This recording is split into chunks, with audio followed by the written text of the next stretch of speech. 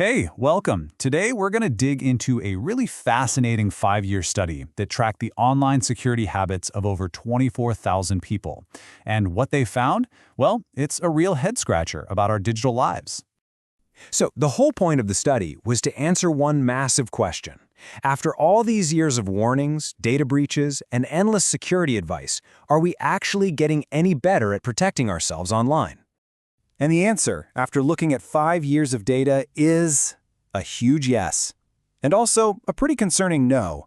This isn't some simple story of us winning or losing. It's way more interesting than that. In fact, what the data really shows us is a clear paradox.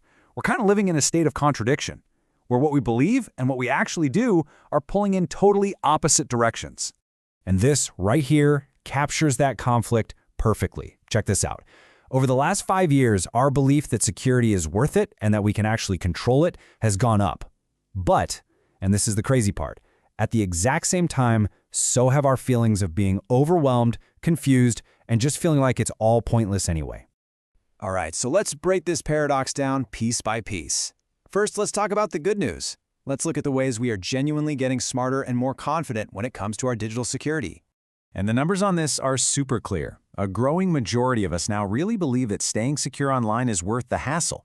More of us see it as something that's actually achievable, not some impossible tech wizardry. And we feel a stronger sense that, yeah, this is something I can actually control. And you know what?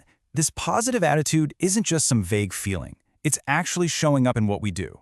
One of the clearest examples is that, on average, the passwords we're creating have been getting longer over the past 5 years, and that's a definite win. But, and you knew there was a but coming, right? That's really only half the story. Because while we're getting some things right, the struggle is also getting so much harder. And here's the flip side. Along with all that growing confidence, our feelings of confusion and being totally overwhelmed have also been rising. And even more worrying is the rise of what's called security fatalism. That's the feeling that our efforts are pointless because, our data is probably already out there anyway. Let's just jump back to passwords for a second, because they really tell this entire story in miniature. So the good news, as we saw, is that they're getting longer. Fantastic. The bad news, we're still building them in really predictable ways, using our kid's name or our birthday, or just taking a common dictionary word and swapping an E for a 3. It turns out password length and password strength are two very different things. And then, of course, there's the reuse problem. Look, a good number of people are really diligent, always using a unique password for their important accounts. But then you've got a big chunk who admit to only doing it maybe half the time. And then there's that group that rarely, or even never, bothers.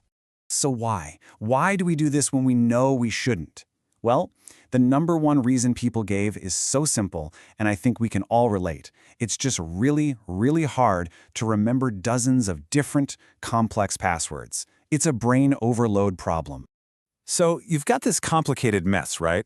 We have better attitudes, and some of our habits are getting better, but we also have these persistent bad habits, and we're just getting tired of it all.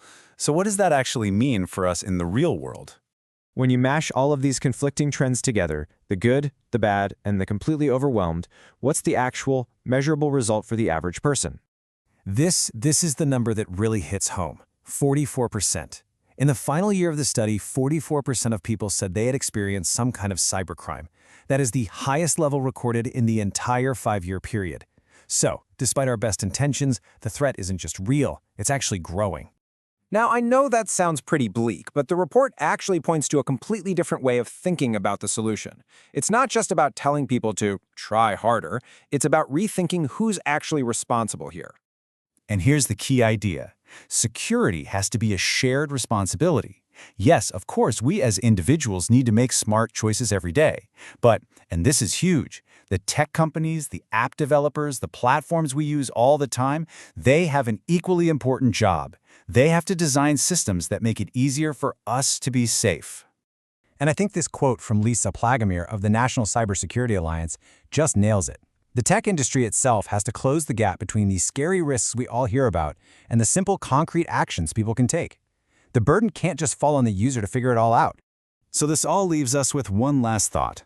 If cybersecurity really is a team sport where individuals and the industry have to work together, it kind of forces us to ask ourselves, are we all playing our positions well? What's one thing you can do today to be a better teammate in your own digital life?